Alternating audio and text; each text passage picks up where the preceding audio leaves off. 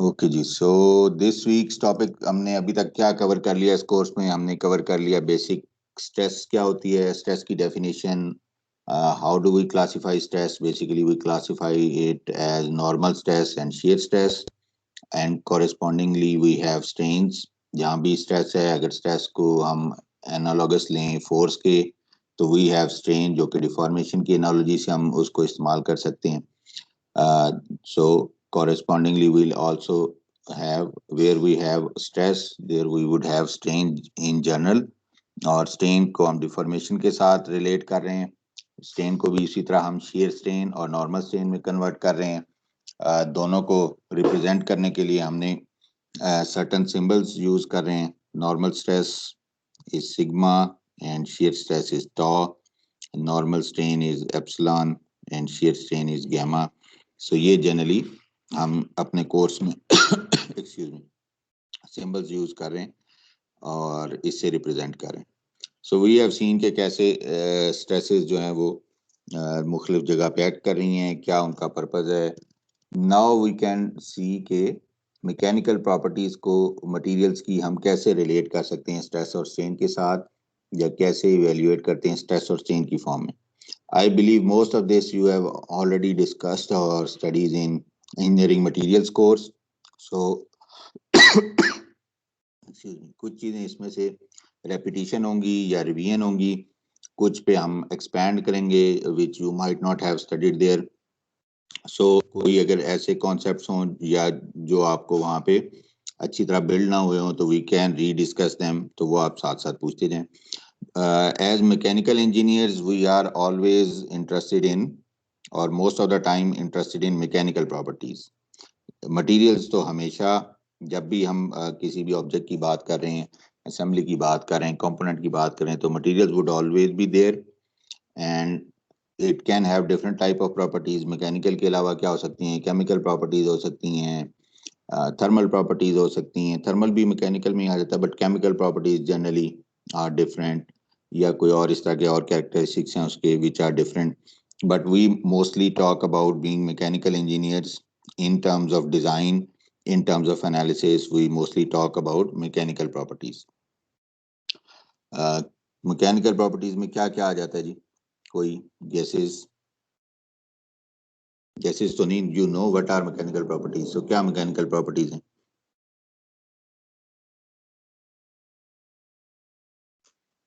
जी, anyone?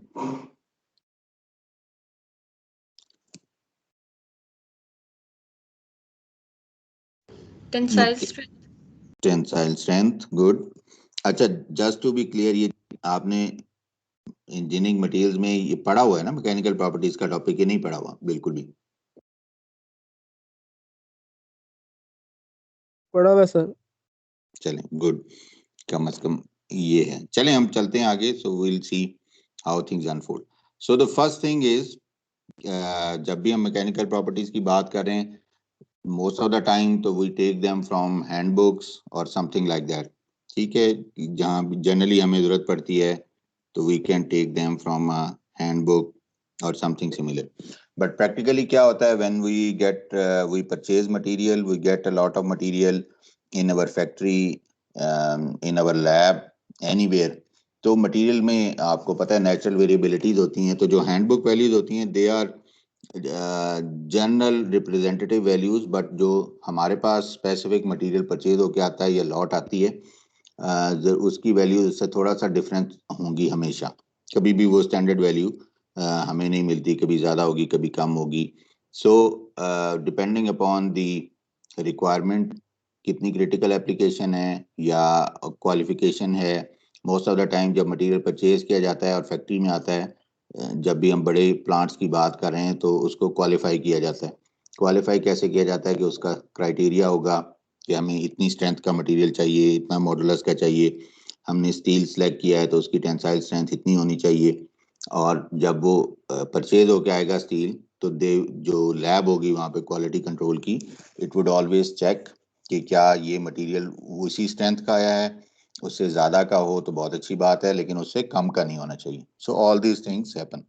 सो academics में या most of the time दूसरा काम जनरली जब हम डिज़ाइन स्टार्ट करते हैं, so as a first measure we take values from handbook, but in reality we need to measure these values in our lab of actual material जो भी हमारे पास available है या हमें सप्लाई किया गया.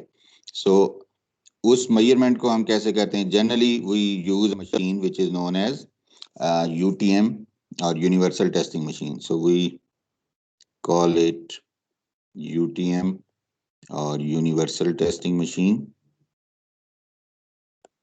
ठीक है जी. जो लेफ्ट मोस्ट पिक्चर है, this is our own machine in SMME. When you will go for mechanics of materials lab, you will see this machine, you will use this machine, and you will find out different material properties using this machine. ये हमारे पास हर machine की एक capacity होती है कि वो कितनी force apply कर सकती है. जितनी फोर्स वो अप्लाई कर सकती है उतने स्ट्रॉन्ग मटेरियल को टेस्ट किया जा सकता है. So we have a sort of a moderate level machine which can be used to test 100 kilonewtons तक जो है ये फोर्स अप्लाई कर सकती है. और it can do both metals, non metals.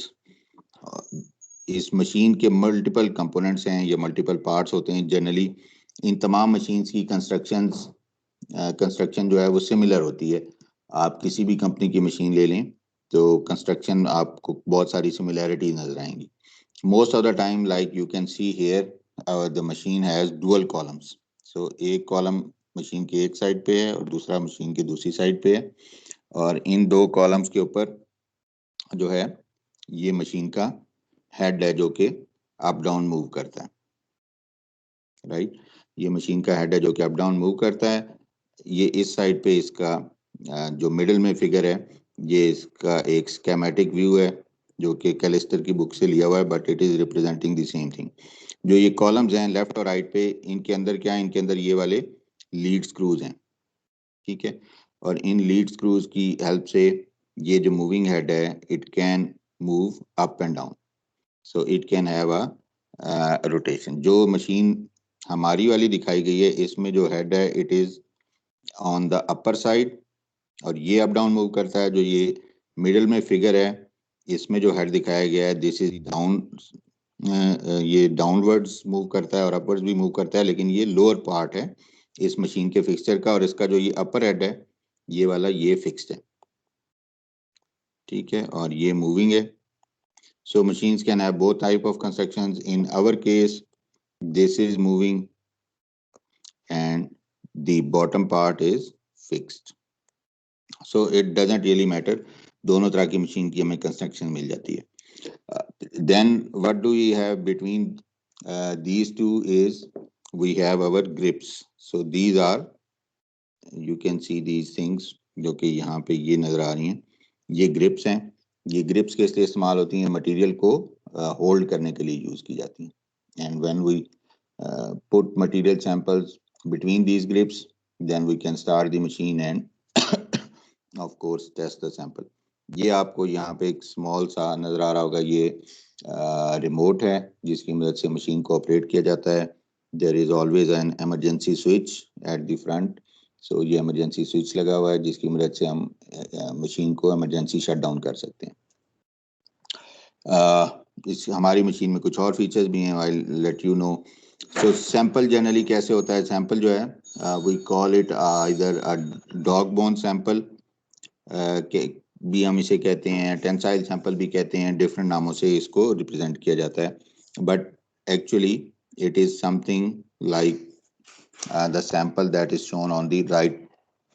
जो राइट मोस्ट फिगर है उसमें जो आपको सैंपल नजर आ रहा है, तो इसमें क्या है? इसका एक्सटर्नल जो दो रीजन्स हैं they are greater in diameter, और फिर then we have curvature and the length जो फिर दरमियान में आ रही है, this length is smaller in diameter.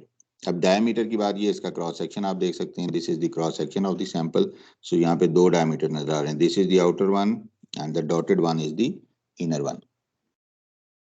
Diameter की हम बात करें तो ऑफ कोर्स यू अंडरस्टैंड कि this is a circular sample.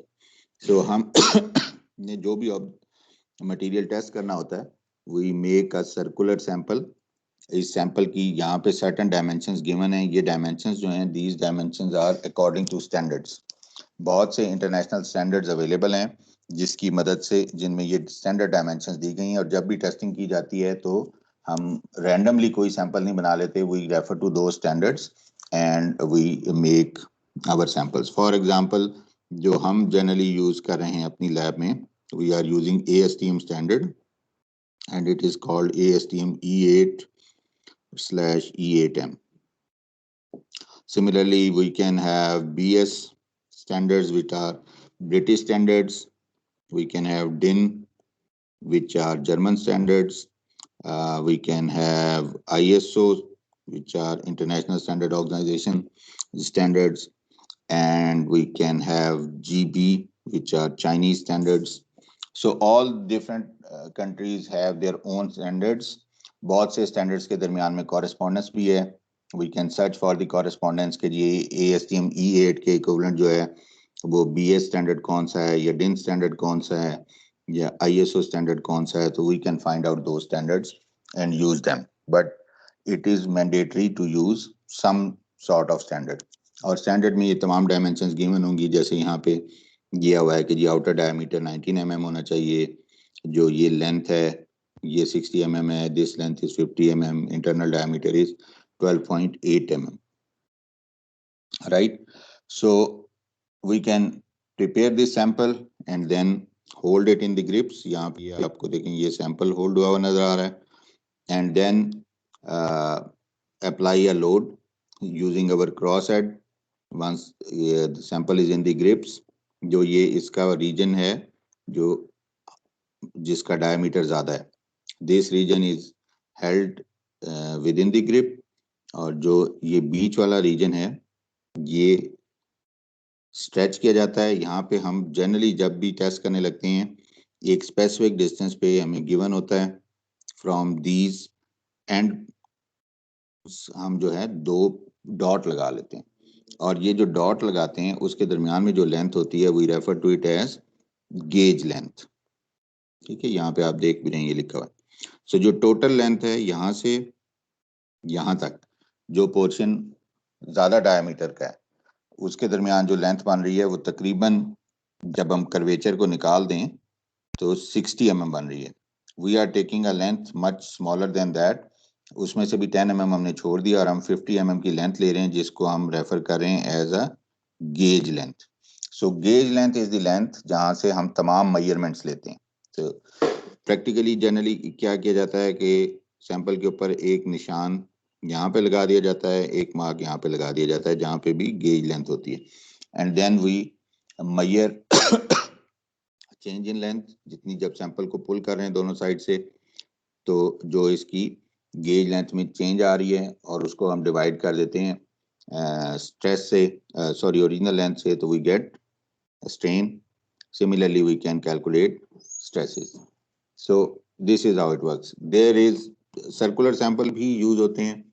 Another very popular form of samples is flat samples. Flat samples की शेप क्या होगी? प्लेट टाइप सैंपल होते हैं. जो प्लेट टाइप हमारे पास स्पेसिमेन आए, या मोस्ट ऑफ द टाइम हमें प्लेट्स भी हम परचेज कर रहे होते हैं, तो फ्लैट सैंपल जो हैं they look something like this. उनमें भी ऐसे ही एंड्स हैं जो कि मशीन की ग्रिप्स में हमने होल्ड करते हैं. And then we will have a gauge length. ठीक है, ये गेज लेंथ होगी और सैंपल जो है बिल्कुल फ्लैट होगा, एक प्लेट में से निकला होगा. So it has a third dimension like this. ठीक है. सो फ्लैट सैंपल्स भी यूज किए जाते हैं. डिपेंड करता है आप किस तरह का सैंपल यूज करना चाहते हैं. You need to have corresponding grips. जो ग्रिप्स हैं ये हमारे पास, इन पे डिपेंड करता है कि कैसे सैंपल यूज किया जाए. हमारे पास जो ये मशीन है जो मैं आपको शो की है यहाँ पे, this we have grips for circular and flat sample, so we can do both types. एक इसके अलावा हमारे पास स्मॉलर मशीन है which is of 20 kilonewton. That smaller machine can only take circular samples, और सर्कुलर सैंपल्स में भी उसके जो एंड हैं वो थ्रेडेड होने चाहिए, because it has threads in its grips, जैसे कि यहाँ पे शो हुए हैं। सो जब ऐसी कंडीशन स्पेशल आ जाए तो लिमिटेशन आ जाती है, हमें स्पेसिफिकली उस तरह का सैंपल प्रिपेयर करना पड़ता है। जो ये वाली मशीन हमारे पास 100 किलो न्यूटन की है, this is more versatile that it can do flat samples, circular samples and different sizes of samples, because जो ये मैक्सिमम इसका ट्रैवल होता है, जो ये इसका अपर पोर्शन है, ये मैक्सिमम ट्रैवल करके कहीं यहाँ तक लेट सपोज आ सकता है। तो जो ये डिस्टेंस, मैक्सिमम डिस्टेंस बनता है मशीन का टॉप और बॉटम के दरमियान, this is known as daylight. ठीक है, इसको हम डे लाइट कहते हैं। सो डे लाइट से एक्चुअली वी कैन डिटरमिन कि कितना लेंथ ऑफ सैंपल जो है वो हम टेस्ट कर सकते हैं, बिकॉज एक स्पेसिफिक लेंथ पे इनिशियली सैंपल की एक स्पेसिफिक लेंथ होगी जिसको हम ग्रिप्स में रखेंगे, और फिर उसके बाद then machine can travel and extend it. So depends upon कि मशीन का डे लाइट कितना है, और उसकी हेल्प से हम बड़े सैंपल्स को भी, स्मॉलर सैंपल्स को भी वी कैन टेस्ट देम। ठीक है जी, कोई इसमें क्वेश्चन, कोई चीज? सर अच्छा जी, so probably when you will come back or next semester you will see this machine, you will use this machine.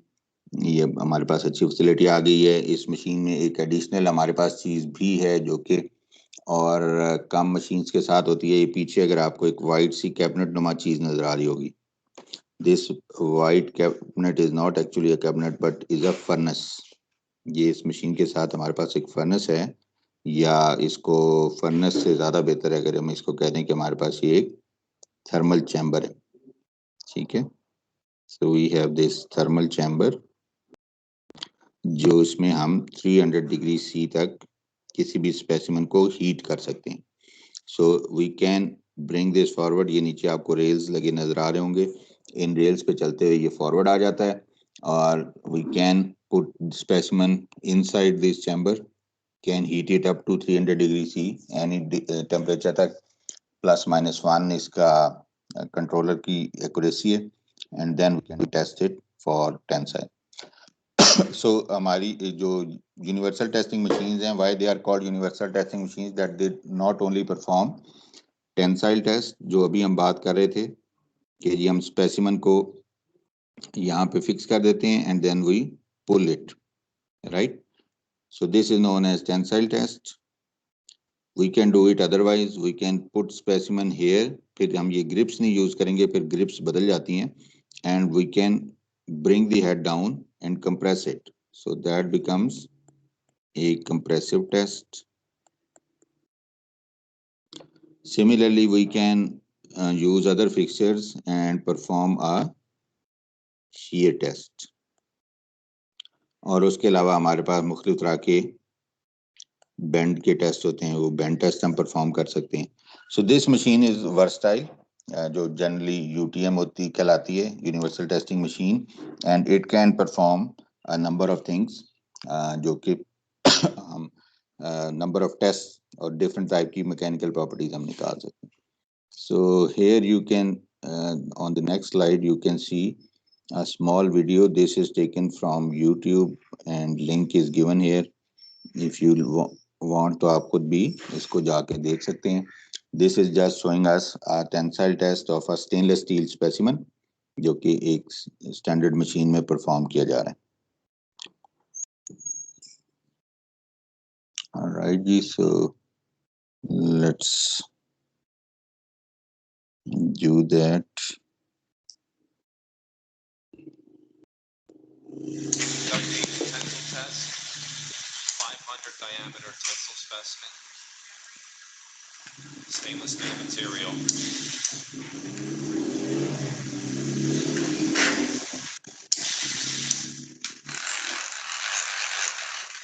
Here you can see जो अभी स्पेसिमन है, जैसे ये सर्कुलर स्पेसिमन है, इसको दोनों जॉज के दरमियान फिक्स किया गया है, और ये उसके ऊपर एक डिवाइस लगाई जा रही है जिसे एक्सटेंसोमीटर कहते हैं।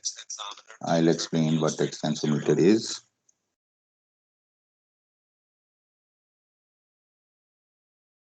ठीक है, एंड ये जो है स्पेसिमन को फिक्स कर दिया गया है। This is a circular specimen, जैसे पहले मैंने बताया था।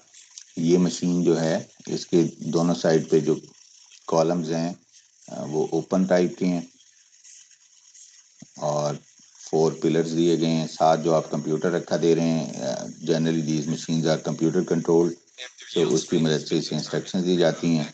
Now it's pulling the specimen apart, और अभी आप देखेंगे कि this specimen would start to reduce in diameter एक स्पेसिफिक जगह से, और इस प्रोसेस को हम नेकिंग कहते हैं। Here नेकिंग स्टार्ट्स, और नेकिंग के बाद they should fracture. So it gets apart into 2 different parts, और अब इसको स्पेसिमन को खोल लिया जाएगा। ये भी थ्रेडेड टाइप है, जैसे मैंने आपको बताया था थ्रेडेड टाइप भी होते हैं। और इसको रख के अब इसकी गेज लेंथ में से they are measuring the now extended length. So gauge length हमें शुरू में पता होती है, और डायमीटर जो उसका रिड्यूस डायमीटर है वो भी मेजर कर रहे हैं। और फिर इन मेजरमेंट्स को हम यूज करते हैं आगे स्ट्रेस स्ट्रेन डायग्राम प्लॉट करने के लिए। राइट जी। सो मेजरमेंट्स तो ऐसे लेते हैं जो हमें मशीन से मिलती हैं। अब मशीन के साथ कंप्यूटर आपने देखा है, कंप्यूटर में every machine has its software. So machine actually क्या मेजर कर रही होती है? मशीन हमारे लिए फोर्स एंड डिस्प्लेसमेंट मेजर कर रही होती है। ठीक है जी। So let me go back. So machine जो एक्सपेरिमेंटल डाटा हमारे पास मशीन से आता है वो क्या होता है? एक्सपेरिमेंटल डाटा जो हमारे पास मशीन से आता है वो बेसिकली फोर्स एंड डिस्प्लेसमेंट होता है।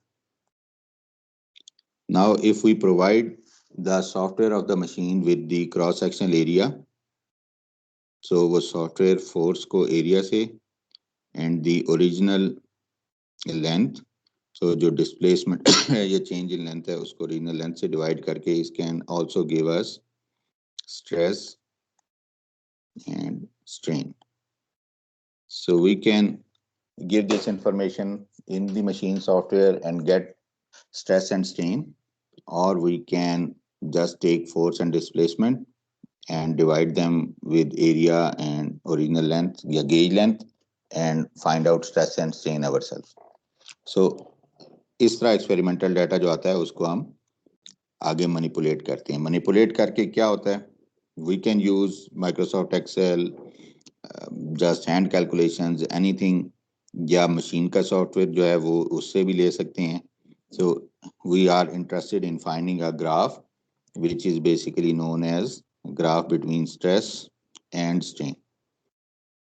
ठीक हो गया। अब स्ट्रेस के जो भी आप यूनिट यूज कर सकते हैं, पास्कल है, मेगा पास्कल है, व्हाटएवर, और स्ट्रेन भी जिस तरह भी आ रही है, we can use percentage strain, we can use simple millimeter per millimeter, or don't write any units, anything. So this graph is the intended graph which we draw after measuring data using universal testing machine. For generally जो हमारे पास classification है material की, उसमें हम materials को classify कर लेते हैं as metals and non metals. ठीक है, मेटल्स को most of the time further classify किया जाता है फेरस मेटल्स में एंड नॉन फेरस मेटल्स में। ठीक है, फेरस मेटल्स में आपके स्टील्स एंड एवरीथिंग जिनमें आयरन का कंपोनेंट है वो आ जाते हैं, एंड देन एल्यूमिनियम, टाइटेनियम, बाकी जो है मैग्नीशियम, वो आपके नॉन फेरस मेटल में चल जाते हैं। इसी तरह नॉन मेटल में आपके प्लास्टिक्स हैं, बाकी चीज़ें हैं, ये आ जाती हैं सारी। So most of the time we broadly group materials like this. Metals के केस में जनरली स्ट्रेस स्ट्रेन डायग्राम आपने देखी भी होंगी पहले, किस तरह की होती है। मेटल्स के केस में we get a stress strain diagram which might look something like this। ठीक हो गया। सो ये हमारे पास एक्सपेरिमेंटली क्या आ रहा था? हमारे पास एक्सपेरिमेंटली हमारी मशीन जो है 0 0 से स्टार्ट हुई होगी, this is let's suppose 0, no strain no load. जैसे जैसे मशीन ने लोड अप्लाई किया एक कॉरेस्पॉन्डिंग स्ट्रेन आती गई। ये हमारे पास जो मशीन से आ रहे होंगे वो इस तरह डाटा पॉइंट्स होंगे। उन तमाम डाटा पॉइंट्स को हम प्लॉट करते जाते हैं और फिर उन डाटा पॉइंट्स को we combine them using straight lines. और क्योंकि डाटा पॉइंट्स की रेजोल्यूशन जनरली बहुत हाई होती है, so we get a sort of a curve. Curve की जो शेप है जनरली वो इस तरह की होती है और इसमें मल्टीपल हमारे पास रीजन्स आ जाते हैं। जो नॉन मेटल्स हैं उनका जो कर्व है उसकी shape it can be a bit different.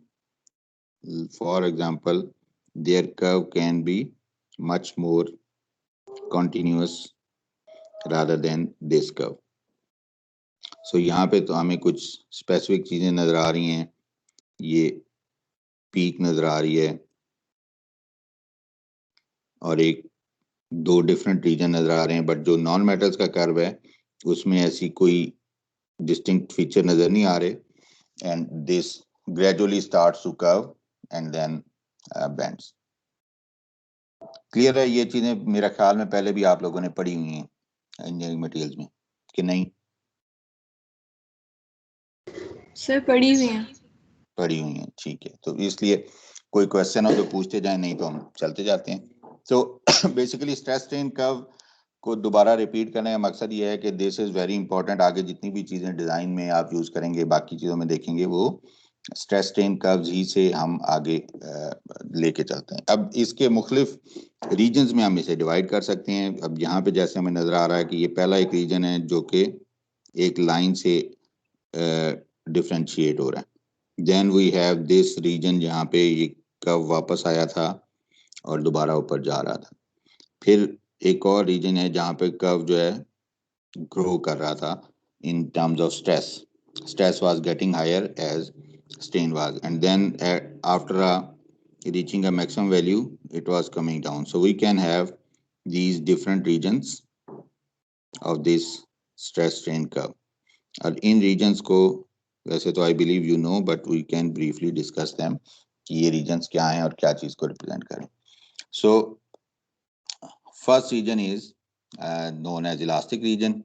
वो कौन सा रीजन है? वो जो बिल्कुल पहले वाला रीजन है जहाँ पे हमारे पास एक स्ट्रेट लाइन की फॉर्म में डेटा आ रहा है। ये जैसे जैसे स्ट्रेस बढ़ती जा रही है वैसे वैसे डिस्प्लेसमेंट बढ़ती जा रही है, या जैसे जैसे डिस्प्लेसमेंट बढ़ी वैसे स्ट्रेस बढ़ी। So this is basically characterized by a straight line in all of the curves. In non case of non metals, क्योंकि ये जो ग्राफ बना हुआ है ये एक मेटल के लिए बना हुआ है, in case of non-metal it would be something like this. अब यहाँ पे रियली ये डिस्टिंक्शन देना कि ये कहाँ तक लीनियर है और कहाँ तक नहीं डिफिकल्ट हो जाता है। So we generally use point based on historical data और our own experience कि हम कहते हैं कि जी ये यहाँ तक जो है रीजन जो है ये यहाँ तक इसको हम लीनियर कंसिडर करते हैं और उसके आगे जो है then it becomes non linear, या यहाँ तक ये स्ट्रेट लाइन रहता है उसके बाद ये स्ट्रेट लाइन से हट जाता है। सो इस लीनियर रीजन की सबसे बड़ी कैरेक्टरिस्टिक क्या है कि स्ट्रेस और स्ट्रेन जो है एक दूसरे के प्रोपोर्शनल हैं, यानी कि आप फोर्स डबल कर देंगे डिस्प्लेसमेंट डबल हो जाएगी, फोर्स हाफ कर देंगे डिस्प्लेसमेंट हाफ हो जाएगी। सो बेसिकली और ये रीजन खत्म कहाँ हो रहा है? जहाँ पे proportionality between stress and strain खत्म हो रही है। सो इस डायग्राम में ये पॉइंट जो बन रहा है, so this point is basically the point जहाँ पे इनकी प्रोपोर्शनैलिटी खत्म हो रही है and we refer to it sometimes as proportional limit, ये सिग्मा पीएल से जिसको हमने शो किया हुआ। Some most of the time जो प्रोपोर्शनल लिमिट है उसको यील्ड बी लिमिट भी कंसिडर कर लिया जाता है, बट इन सम केसेस जहाँ पे प्रोपोर्शनल लिमिट और यील्ड लिमिट में स्पेशली स्टील्स के केस में थोड़ा सा डिफरेंस आता है, वहाँ पे हम जो है यील्ड लिमिट और प्रोपोर्शनल लिमिट को सेपरेट कर लेते हैं। तो इस डायग्राम में आप देखेंगे कि ये इस रीजन को अगर आप गौर से देखें तो प्रोपोर्शनल लिमिट के थोड़ी दूर बाद जाके यील्ड की लिमिट स्टार्ट हो रही है।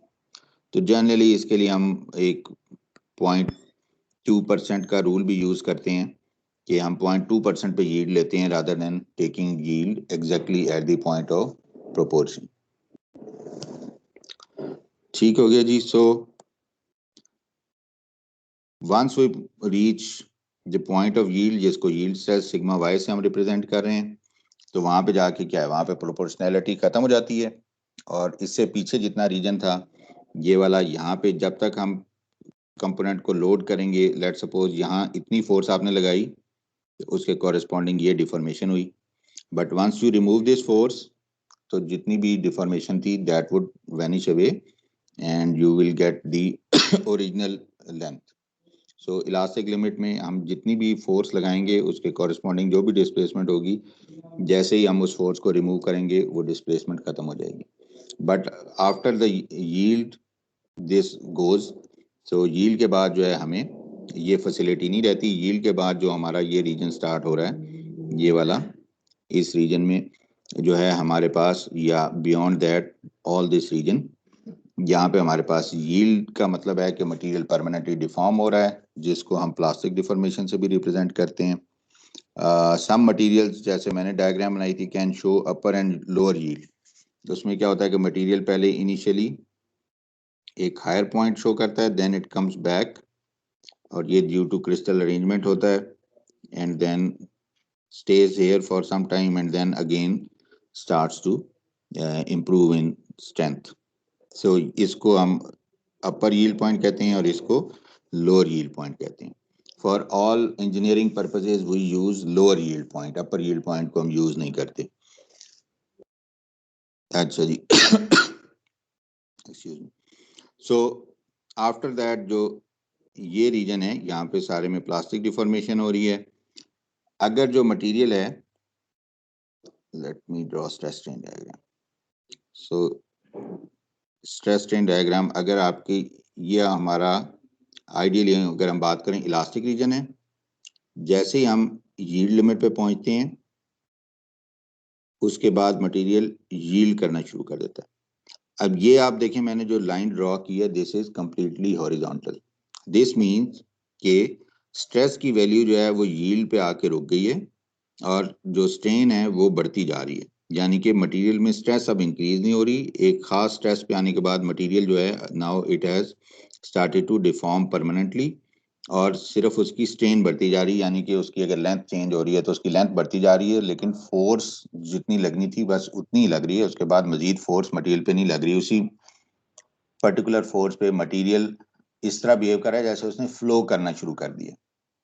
So this is a ideal case, मतलब आइडियली मटेरियल को ऐसे करना चाहिए जैसे ही मटेरियल अपनी यील्ड लिमिट पे पहुंचता है, and we refer to it as perfectly plastic deformation.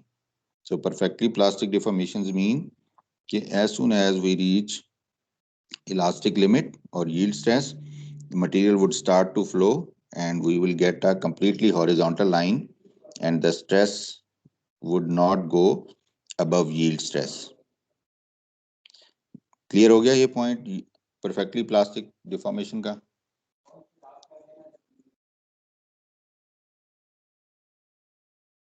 क्यों जी, परफेक्टली प्लास्टिक डिफॉर्मेशन क्लियर है, पहले भी पढ़ी हुई है?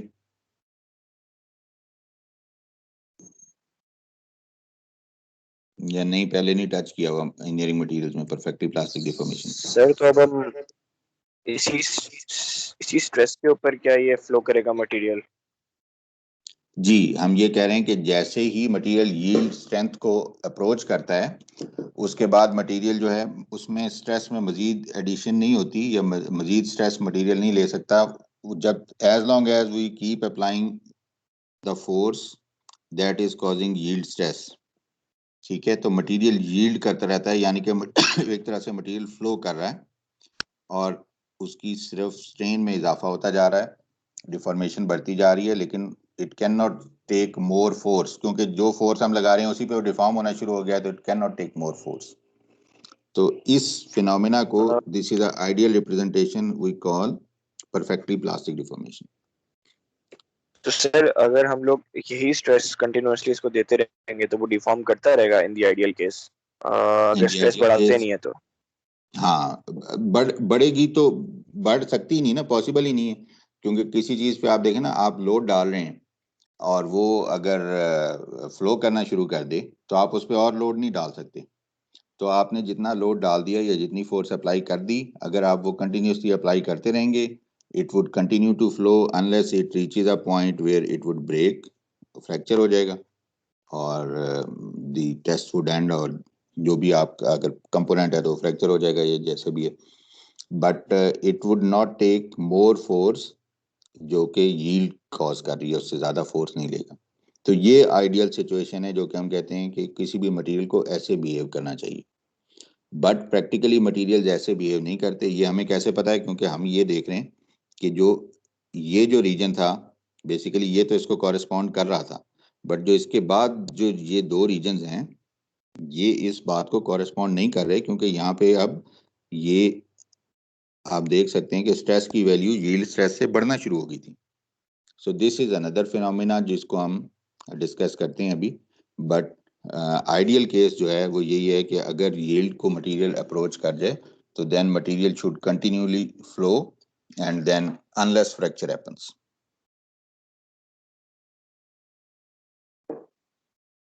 ठीक है जी।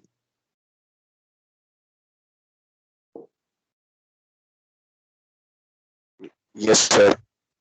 अच्छा, और किसी का क्वेश्चन तो नहीं है इसमें?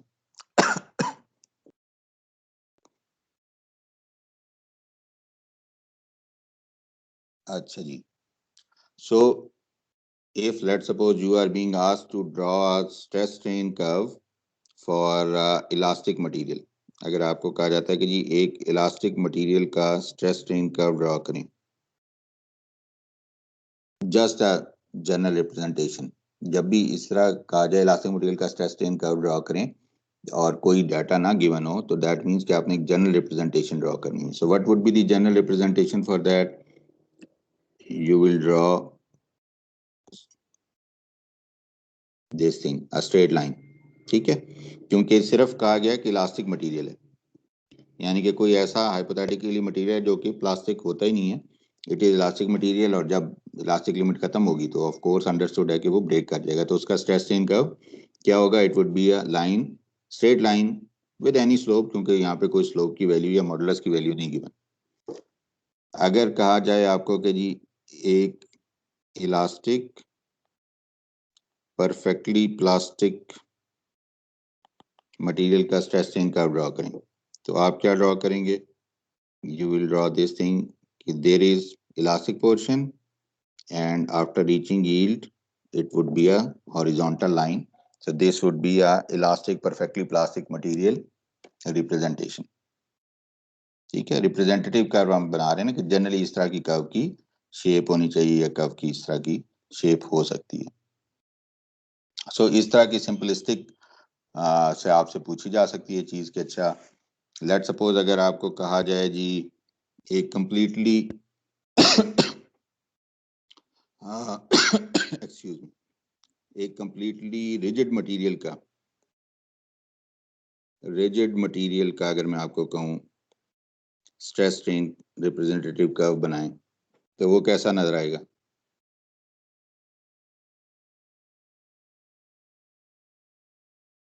किस तरह की लाइन होगी उसमें? ये स्ट्रेस स्ट्रेन एक्सिस आ गए, तो यहाँ पे किस तरह की लाइन होगी for a rigid material?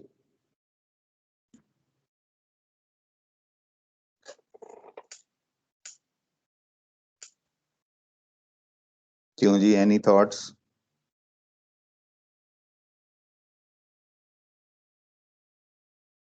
Rigid से आपके जहन में क्या आता है? What do we mean by rigid?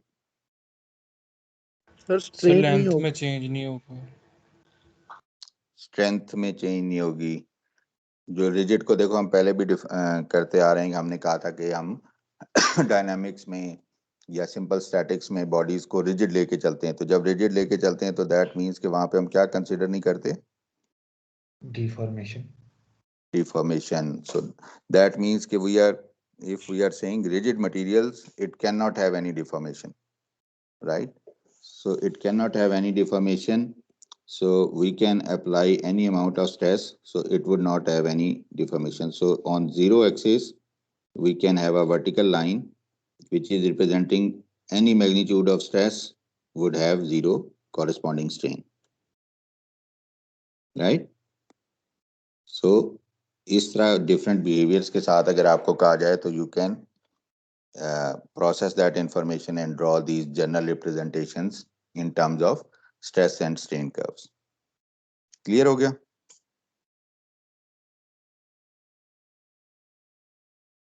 ये अगर पूछा जाए तो ड्रॉ कर लेंगे सब लोग, किसी को इसमें डिफिकल्टी तो नहीं?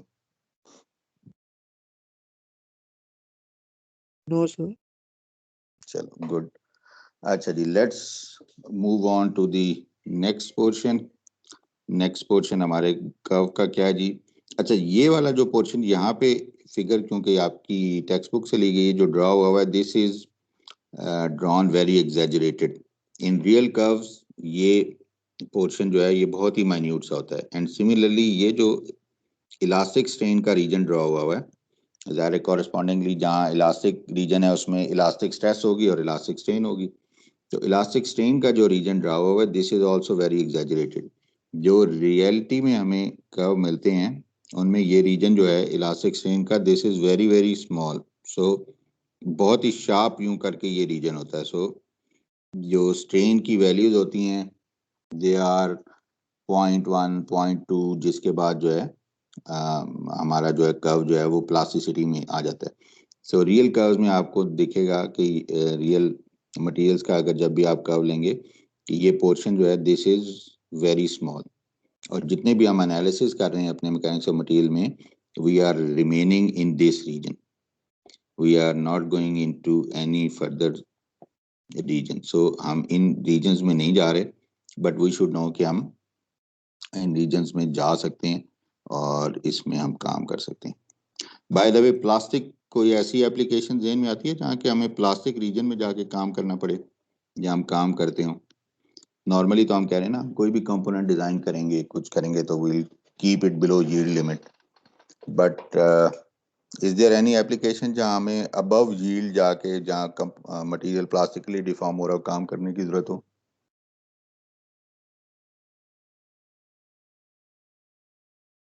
क्यों जी, कोई ब्रेनस्टॉर्म करें, कोई चीज़ आती है ज़हन में ऐसी?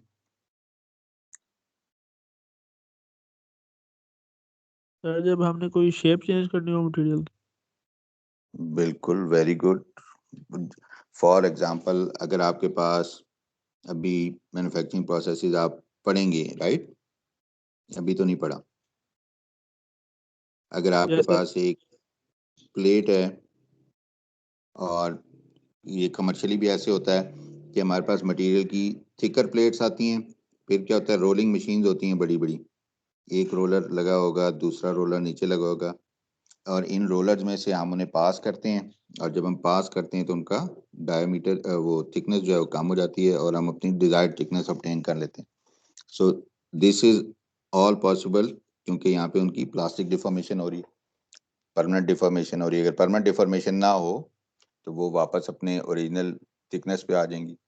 सो जहाँ भी हम कोई चीज़ फॉर्म कर रहे हैं, कोई भी चीज़ बना रहे हैं, कंपोनेंट्स को डिफॉर्म करके कोई और शेप दे रहे हैं, वहाँ पे हम प्लास्टिक डिफॉर्मेशन का बेसिकली एडवांटेज ले रहे हैं। तो वहाँ पे हम प्लास्टिक डिफॉर्मेशन को यूज़ कर रहे हैं। तो you will be able to relate these things in many processes, जो कि हमारे मशीनिंग प्रोसेसेस होते हैं। जब आप मैन्युफैक्चरिंग प्रोसेसेस पढ़ेंगे तो वहाँ यू कैन रिलेट, वहाँ पे सारा काम जो है वो मोस्ट ऑफ द टाइम हम प्लास्टिक उससे ऊपर कर रहे होते हैं। कटिंग है मटेरियल्स की, वहाँ पे यील्डिंग हो रही होगी, प्लास्टिक डिफॉर्मेशन हो रही होगी, all these things would be happening. ठीक है। एंड एक चीज़ जो शायद पीछे रह गई बतानी, वो ये थी कि जो ये हमारा इलास्टिक रीजन है, इसकी जो स्लोप होती है, इट रिप्रेजेंट्स, किसको रिप्रेजेंट करती है?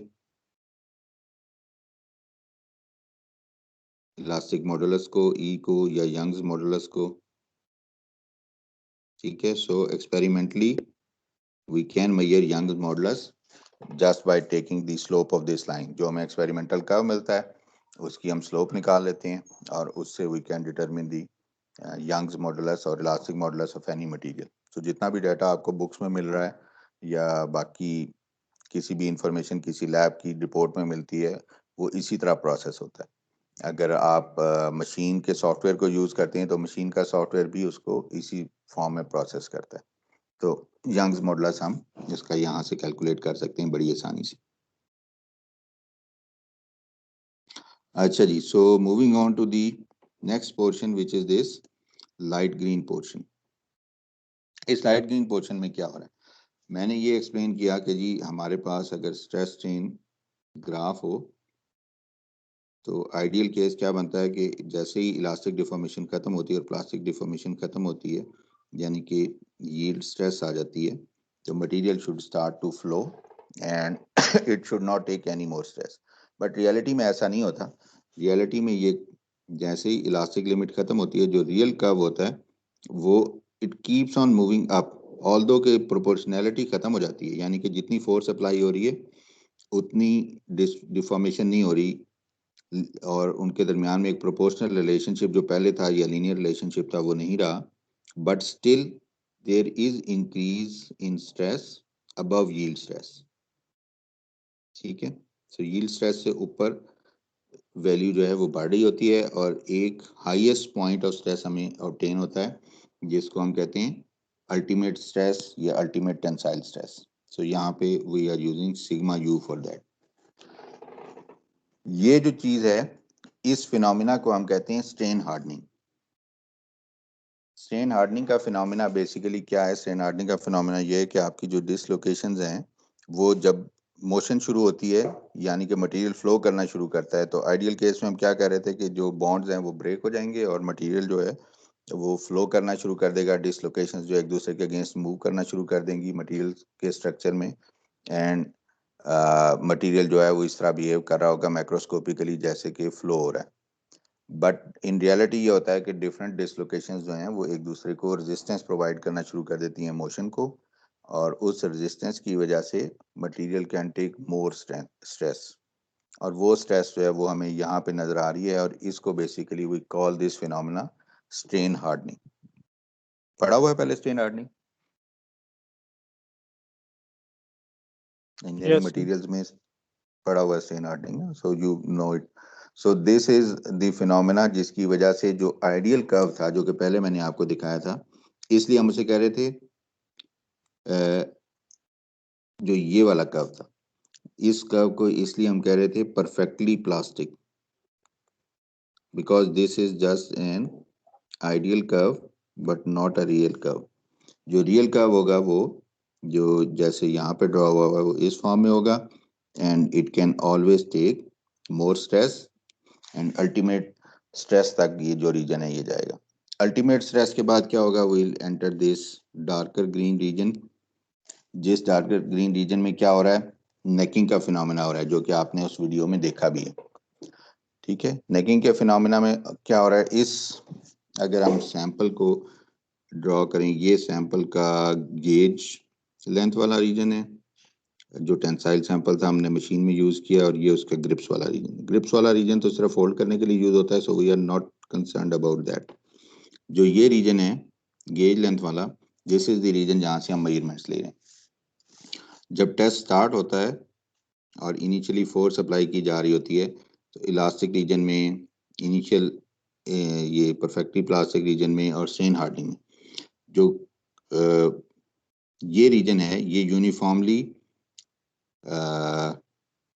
डिफॉर्म हो रहा होता है। यूनिफॉर्मली डिफॉर्म से मीन कि इसकी जो ये डायमेंशन है जिसे आप विड्थ कह लें, और इसकी जो थर्ड डायमेंशन होगी thickness, they are all being reduced by same amount throughout this length.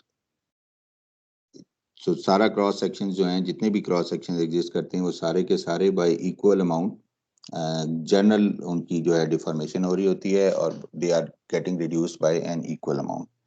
लेकिन जैसे ही हम अल्टीमेट टेंसाइल स्ट्रेंथ को पहुंचते हैं तो लोकलाइज्ड फोर्सेस इतनी ज़्यादा बढ़ जाती हैं कि किसी रीजन में जो है अब लोकलाइज्ड डिफॉर्मेशन स्टार्ट हो जाती है, जिसको हम नेकिंग का नाम दे रहे हैं। सो नेकिंग क्या है कि किसी एक क्रॉस सेक्शन पे बेसिकली नाउ जो है हमारे पास ज़्यादा डिफॉर्मेशन स्टार्ट हो गई, और वहाँ से मटेरियल ने ज़्यादा रिड्यूस करना शुरू कर दिया क्रॉस सेक्शन ने। बाकी गेज लेंथ जो है वो अब जहाँ तक रिड्यूस हो चुकी थी वो वहीं तक रुक जाएगी। और ये जो लोकलाइज्ड डिफॉर्मेशन है इसका इफेक्ट हमें कर्व में कैसे नजर आता है कि वी सी कि curve now starts to come back और value of stress starts to become lower. तो अल्टीमेट स्ट्रेस के बाद जो वैल्यूज हैं वो लोअर होना शुरू हो जाती हैं, और जैसे ही ये नेकिंग की वजह से फ्रैक्चर होता है, this point is the end point जहाँ पे टेस्ट खत्म हो जाता है। And you can see the two faces इस पिक्चर में आपको नजर आ रहे हैं, जो कि एक सर्कुलर स्पेसिमेन की हैं। तो लोकलाइज डिफॉर्मेशन है, नेक की फॉर्मेशन है, एंड देन फ्रैक्चर हैपन्स। तो ये लास्ट पॉइंट है, this is known as fracture stress, and we also represent it with sigma f. ये जो फेलियर है, इसको अगर आप यहाँ देखें तो this is in a very specific form, specially for circular specimens. कि ये देखें, ये एक कौन सी बन रही है यूं करके, और ये एक उसके कॉरेस्पॉन्डिंग कप बन रहा है। तो इसको हम कप एंड कोन फेलियर से भी, cup and cone failure represent करते हैं, ठीक है। So this is what happens after this ultimate stress, और इसकी वजह से कर्व नीचे आ रहा है। अच्छा, प्लीज बेयर इन माइंड कि ये जो नेकिंग का फिनोमेना है ना, this is a very specific phenomena which we observe in during the tensile test in a lab. जब रियल टाइम कंपोनेंट्स होते हैं, उनमें जो फेलियर हो रहा होता है या स्ट्रेसेस जो चेंज हो रही होती हैं, वहां पे नेकिंग नहीं होती, ठीक है। So this is a very specific phenomena which occurs in lab due to the shape of the specimen, dog bone specimen that we are using.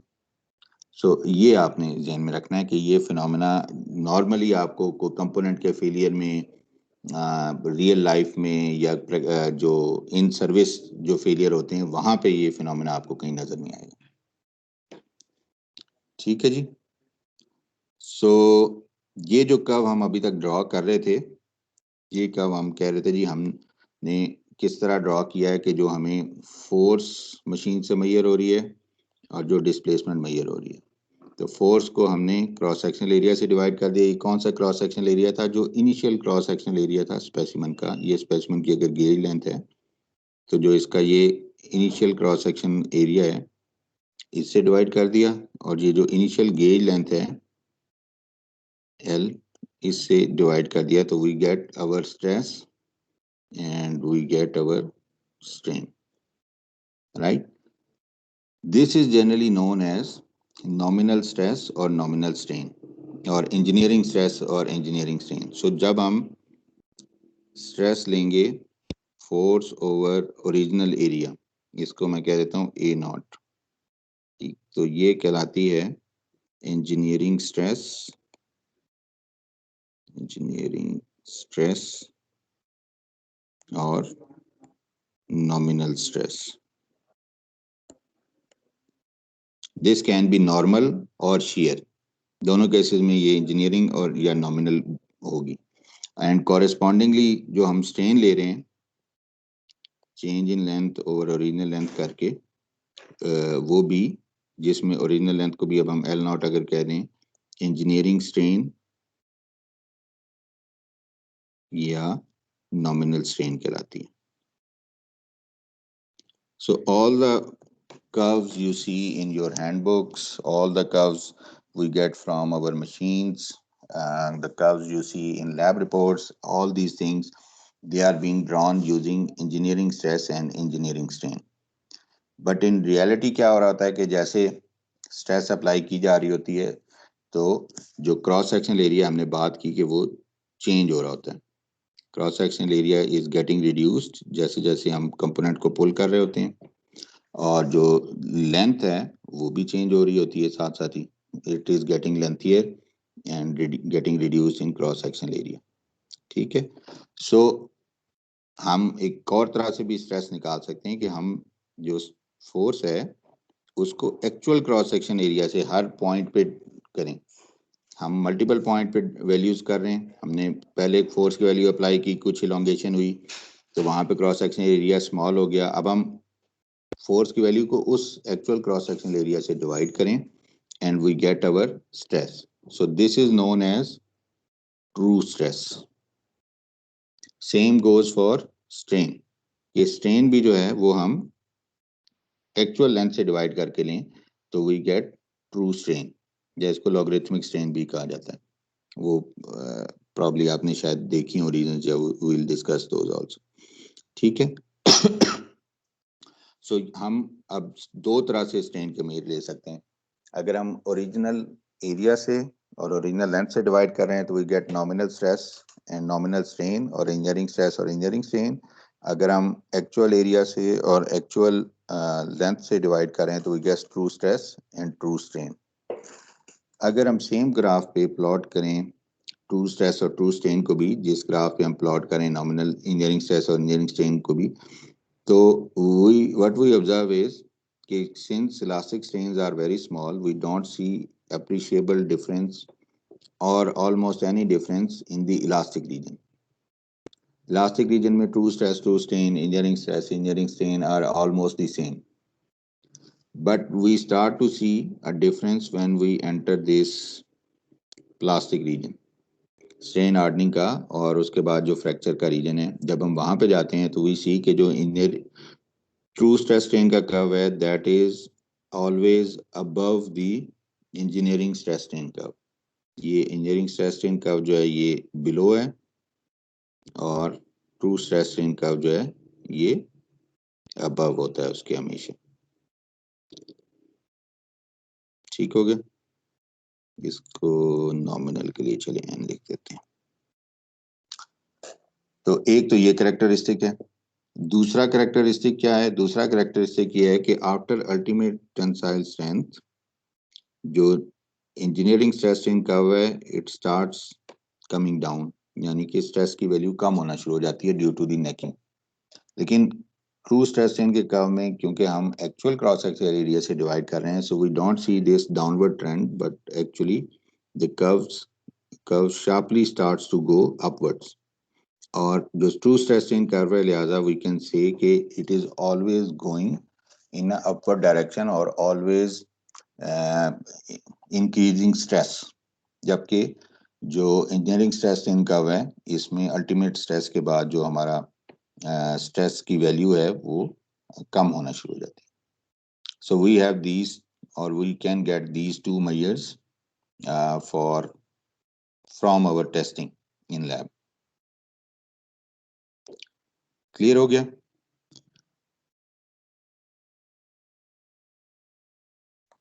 ये भी पढ़ा हुआ है पहले, ट्रू स्ट्रेस स्ट्रेन कर्व भी।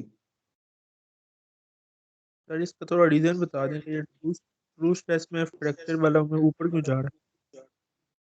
ये इसलिए जा रहा है कि देखो यहाँ पे तो क्या है, यहाँ पे हमने जो जैसे जैसे नेकिंग स्टार्ट हुई अब, ठीक है, तो एक्चुअल क्रॉस सेक्शनल एरिया तो रिड्यूस होना शुरू हो गया।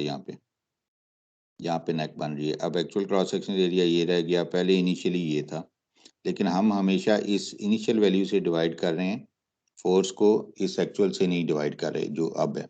तो उसकी वजह से क्या है कि जो स्ट्रेस की वैल्यू गिरना शुरू हो जाएगी, क्योंकि ये नंबर जो है ये वहीं का वहीं फिक्स है और फोर्स जो है वो कम अब लेना शुरू कर दिए, तो स्ट्रेस की वैल्यू गिर जाएगी।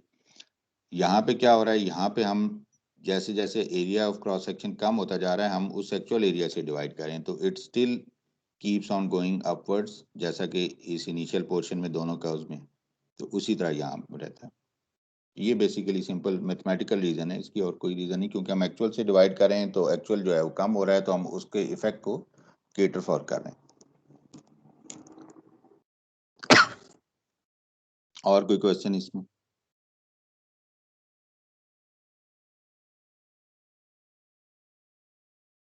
अच्छा जी, तो अगर आपका क्वेश्चन ये तो let me ask the question कि अगर अब ये हमारे पास आपके पास डायग्राम है स्ट्रेस स्ट्रेन कर्व की माइल्ड स्टील की, ठीक हो गया, और इसमें आप देख सकते हैं मुख्तलिफ जगह पे numbers and everything is there.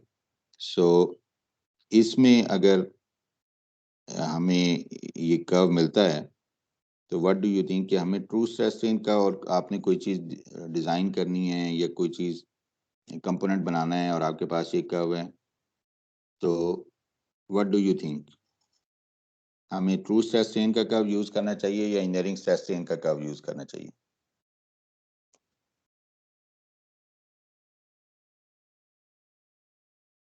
Any thoughts?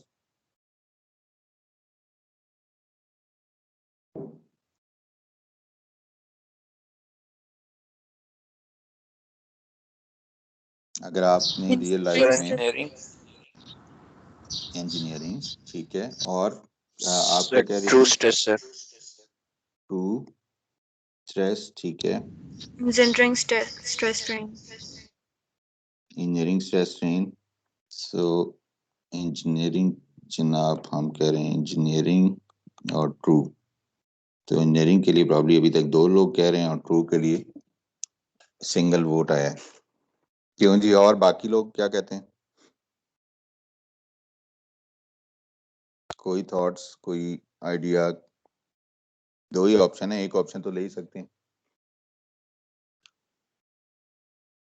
Engineering ही हो। इंजीनियरिंग ही होगा। क्या क्या रीजन, क्या बेसिस जहन में आती है? हम क्यों इनमें से कोई एक कर्व क्यों यूज करें? इंजीनियरिंग क्यों यूज करें? ट्रू क्यों यूज करें? कोई रीजनिंग आप लोग कर सकते हैं कि क्या रीजन है हमें एक कर्व को दूसरे कर्व पे क्यों चूज करना चाहिए? सर ट्रू तो मैंने इसलिए बोला है बिकॉज ट्रू ज़्यादा क्लोज टू रियलिटी है, और जो क्रॉस सेक्शन एरिया है वो काफ़ी एक्सटेंसिवली उसका चेंज हो रहा होता है जब आपका प्लास्टिक रीजन जाता है, तो उसके अंदर फिर ट्रू जो है वो आपको एक्यूरेट वैल्यू देगा और इंजीनियरिंग इतनी एक्यूरेट वैल्यू नहीं देगा। ठीक है, गुड गुड। और कोई किसी का जिन्होंने इंजीनियरिंग बताया उनके जहन में क्या आती है reasoning?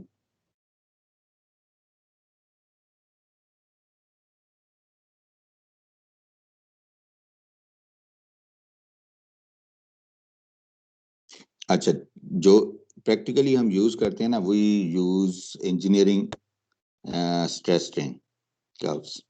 That's why you get engineering stress strain curves in books, handbooks, in books, in reports. Everywhere you will find engineering stress strain curves. आपको true stress strain curves नहीं मिलेंगे। अच्छा, उसकी रीजन क्या है? नंबर 1 तो कन्वीनियंस, बिकॉज जैसे अभी मैंने कहा इंजीनियरिंग स्ट्रेस स्ट्रेन कर्व को मेजरमेंट बहुत आसान है। We can simply take the initial area, cross sectional area and length, and then plot that curve.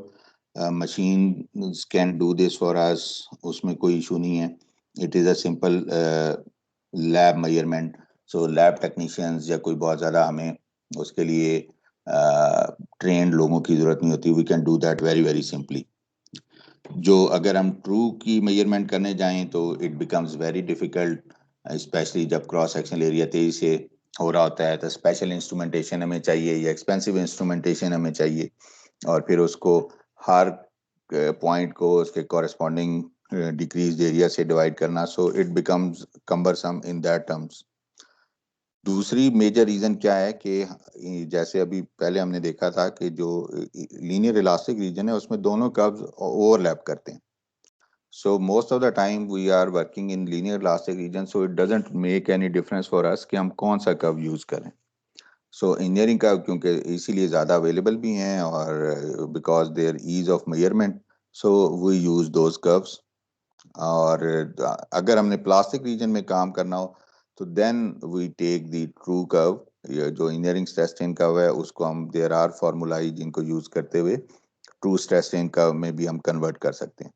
तो उसको हम कन्वर्ट कर लेते हैं और उस प्लास्टिक रीजन में काम करते हुए, क्योंकि डिफरेंस है दोनों में आपने देखा था, तो हम वो यूज कर लेते हैं। Otherwise we keep on using engineering curve as long as we are in the elastic region.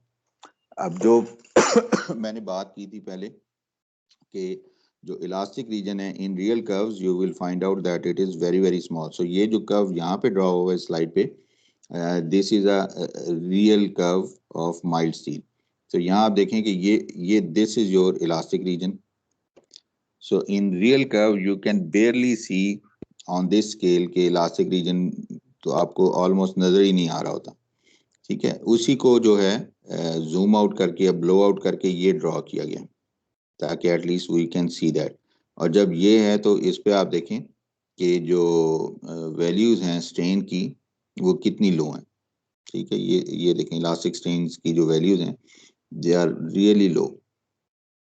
So excuse me, ये रीजन जो है इस रीजन में काम करते हुए इंजीनियरिंग स्ट्रेस स्ट्रेन और true stress strain give same numbers. So there is no reason for us to make our life difficult. We can with confidence use engineering stress strain curves and design objects and things like that. जो हाँ of course जब plastic reason में जाएंगे तो true curve जो है वो it would be something like that. यहाँ पे डिफरेंसेस आना शुरू होंगे लार्ज स्ट्रेन्स पे. वहाँ पे we need to be mindful of this region. जो ट्रू स्ट्रेस स्ट्रेन का अगर हमने टेंसाइल टेस्ट किया है तो उसका कर्व जो होता है जैसे ये मैंने ड्रॉ किया है it would be always above the plastic curve of engineering stress strain. But if it is a compression, अगर हम कंप्रेसिव टेस्ट करके ये रिजल्ट निकाल रहे हैं तो कंप्रेसिव टेस्ट का जो कर्व होगा it would be below the true engineering stress strain curve. अगर हम कंप्रेसिव टेस्ट का कर्व ड्रॉ करेंगे ट्रू स्ट्रेस स्ट्रेन का, ट्रू स्ट्रेस और ट्रू स्ट्रेन का, तो it would be below the engineering stress strain curve. तो ये डिफरेंस आपने ध्यान में रखना है कि टेंसाइल वाला जो है इट इज ऑलवेज अबव और जो कंप्रेसिव वाला होता है it is always below, because we can actually generate this curve either by tension और कंप्रेशन. हाँ टेंशन टेस्ट जो है वो मोस्ट कॉमन है, सबसे ज़्यादा वही परफॉर्म किया जाता है, but we can very easily perform compression test. उसमें कुछ हिकअप्स होते हैं, थोड़े से प्रॉब्लम्स होते हैं, but we can overcome them and we can also perform compression test. Compression test का स्पेसिमेन कैसा होता है? कंप्रेशन टेस्ट का specimen is generally a cylinder. ठीक है, और ये जो सिलेंडर होता है इसको दो प्लेट्स के दरमियान we place it between two plates and we compress it and then we get the same data, force and displacement. Initially इसका हमें पता होता है क्रॉस सेक्शनल एरिया. अब इस केस में क्या होगा? इस केस में क्रॉस सेक्शनल एरिया बढ़ रहा होगा और लेंथ जो है वो डिक्रीज हो रही होगी और उसकी हेल्प से we can get the same curve. तो दोनों केसेस में हम टेंसाइल या कंप्रेसिव दोनों तरह के टेस्ट करके ये परफॉर्म कर सकते हैं, ये कर्व निकाल सकते हैं. क्लियर हो गया जी? कोई क्वेश्चन आज के लेक्चर में यहाँ तक?